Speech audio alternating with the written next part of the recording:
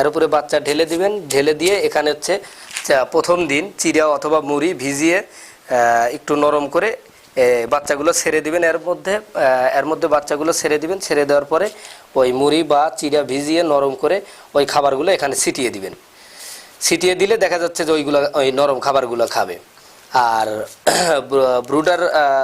Brooder ঘরে bulb জ্বালাবেন হচ্ছে, এখন তো গরমের সময় অবশ্যই এখন একটু বাল্ব কম জ্বালাবেন, বা বাল্ব চাইলে একটু মানে কম জ্বালাবেন। প্রতি 150-র জন্য একটা করে বাল্ব জ্বালায় দেবেন। আর বাল্বগুলো অবশ্যই 1 হাত উপরে, মানে মাটি থেকে 1 হাত, ওই প্রতি 150 পিস বাচ্চার জন্য একটা করে বাল্ব দিবেন। হয়তো এখানে আপনি 500 বাচ্চা রাখলেন, 500 বাচ্চার জন্য আপনি মোটামুটি 3টা বা 4টা 100 ওয়াটের বাল্ব জ্বালায় দিবেন। আর প্রত্যেকটা বাল্ব আপনি ঠিক